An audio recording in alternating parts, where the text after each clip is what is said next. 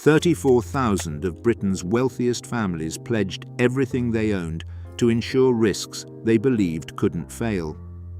Most never saw the Strait of Hormuz, never watched a tanker burn. They didn't need to.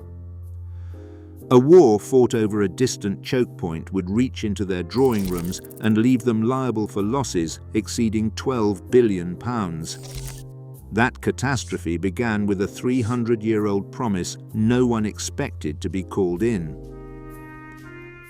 In 1688, a London coffeehouse became the unlikely birthplace of a financial experiment that would one day encircle the globe. Here, merchants and ship owners gathered to share news of the sea and to pool their fortunes against the dangers of distant waters.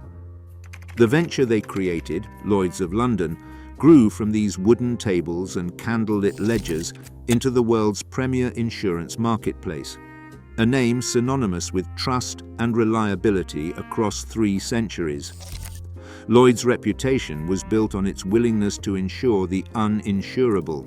Merchant fleets bound for the Caribbean, explorers charting unknown coasts, and later the oil tankers threading through the world's narrowest straits. Its model was singular. Unlike modern corporations, Lloyd's did not shield its backers behind a wall of limited liability. Instead, it relied on private individuals, names, whose personal fortunes stood behind every policy. Their wealth and their word became the foundation of a system that promised to pay any loss, however great, wherever it occurred. By the 20th century, Lloyd's had become more than an institution. It was a symbol of British financial might, underwriting risks that spanned continents and oceans. Its syndicates handled everything from cargoes of tea and silk to satellites and skyscrapers. The market's reach extended to every corner of global commerce, and its blue and white crest was a fixture in the world's financial capitals. For generations, Lloyd's appeared unassailable, a bastion of prudence, tradition, and quiet confidence. Yet, beneath its marble halls and centuries-old rituals, the same promise that built its empire would become the source of its greatest vulnerability.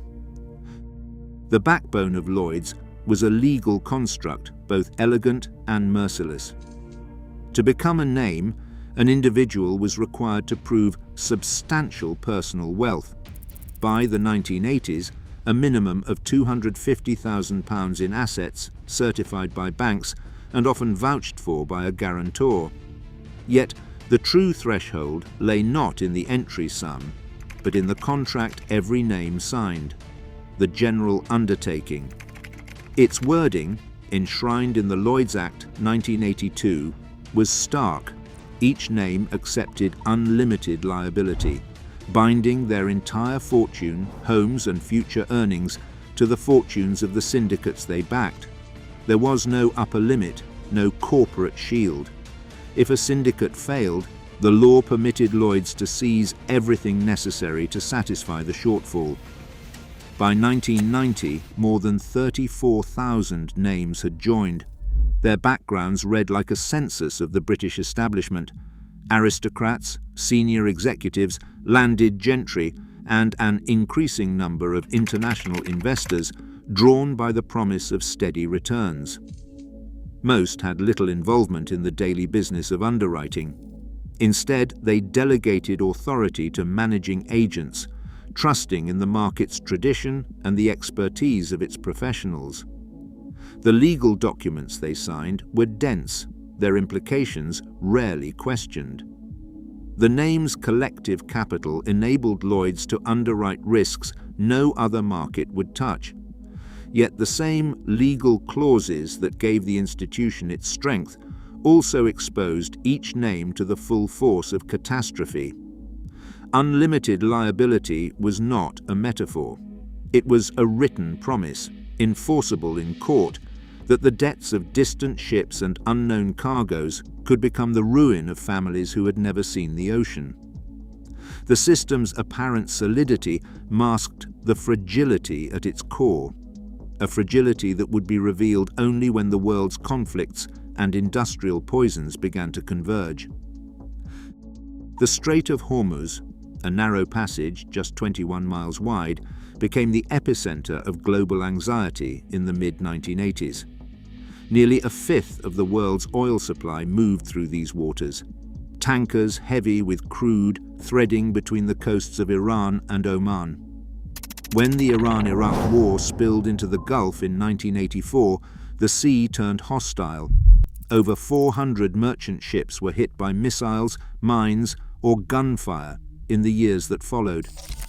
Oil tankers burned, their black plumes visible for miles. Navigation charts filled with new warnings as the list of damaged vessels grew longer each month. The violence was not random.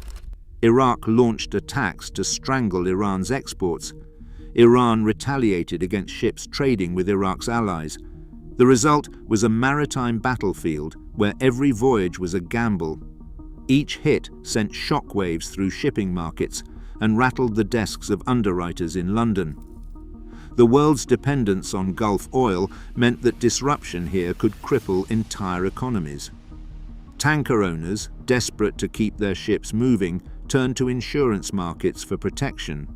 Demand for war risk cover surged. For Lloyd's of London, this was both an opportunity and a trap. The market's syndicates, drawn by the promise of soaring premiums, rushed to insure vessels running the gauntlet through Hormuz. Risk calculations, once based on peacetime probabilities, now struggled to keep pace with the frequency of attacks. The pressure built with each new incident. By 1987, the sinking of ships and the loss of cargoes were no longer rare events. They had become routine. The Strait of Hormuz, once a remote name on a map for most British investors, now dictated the fate of fortunes across the country. The appetite for premium income masked the reality. The scale of violence in the Gulf was overwhelming the assumptions that had underpinned Lloyd's for generations. Premiums for war risk insurance in the Gulf began the decade at 0.5% of a vessel's value, an afterthought in most underwriting calculations. By 1987, the figure had climbed to 5%, a tenfold increase that turned each voyage through Hormuz into a gamble measured in millions. Syndicates 299 and 362, long regarded as the pillars of marine risk at Lloyd's, led the charge. Their underwriters, pressured by ship owners and brokers, stacked policies higher and higher on the same pool of capital, convinced that careful pricing and layered reinsurance would contain the danger. The illusion of control was shattered on May 17, 1987. The USS Stark, an American frigate, was struck by 2 Exocet missiles in the Gulf. 37 sailors died. The insurance claim filed through Lloyd's reached £1.4 billion, a sum that rippled through every syndicate with exposure to war risk. Commander Hargreaves, head of Lloyd's marine underwriting at the time, later described the moment in stark terms. "We had priced for a skirmish, not a war. The models broke. The reserves were not enough.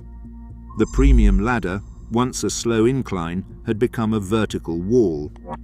Syndicates raised rates in a desperate attempt to stay ahead of the losses, but the volume of ships needing cover far outpaced the capital available. Each new missile strike forced another recalculation, another call for cash, another erosion of the buffer between actuarial optimism and financial reality. The market's appetite for premium income blinded it to the convergence of exposures lurking just beneath the surface.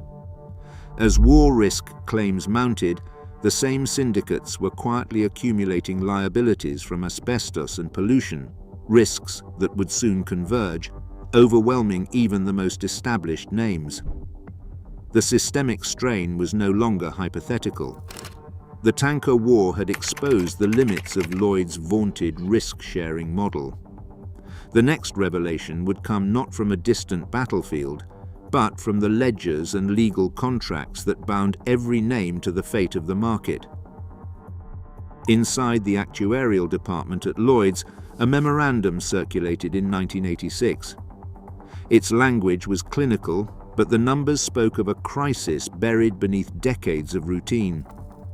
Asbestos-related claims had reached £8 billion, pollution liabilities another £3 billion, with a combined exposure that now rivaled the most extreme war losses. The document outlined reserves for claims already known, but also for those yet to surface, incurred but not reported, stretching into an uncertain future. The memo warned of adverse development beyond current assumptions, a phrase that masked the scale of what was coming. Names received only aggregated figures in their annual statements, with the specifics of asbestos and pollution risk folded into broad categories. Internal emails from 1986, later uncovered by parliamentary investigators, reveal a deliberate choice. Senior actuaries and managing agents agreed to limit disclosure, fearing that the true aggregate exposure, over £12 billion, would destabilize the market's capital base if widely known. This was a financial time bomb, its fuse lit long before the first missile struck a tanker in the Gulf. Demand letters arrived in thick envelopes, stamped with the insignia of Lloyd's, their language both formal and final. Margaret Sinclair, widowed just months before, opened hers to find a demand for £1.8 million, her late husband's share of the losses. There was no negotiation, only the blunt arithmetic of unlimited liability. For tens of thousands, these notices spelled the end of security built over lifetimes. Homes were put up for sale, savings erased, entire estates liquidated to satisfy debts incurred by ships lost in distant waters. The capital base of the names, once seen as a fortress, had been eroded by 40%. In hearing rooms at Westminster, the scale of the disaster was laid bare. Managing agents, summoned before the Treasury Committee in 1993, faced questions about what they knew and when.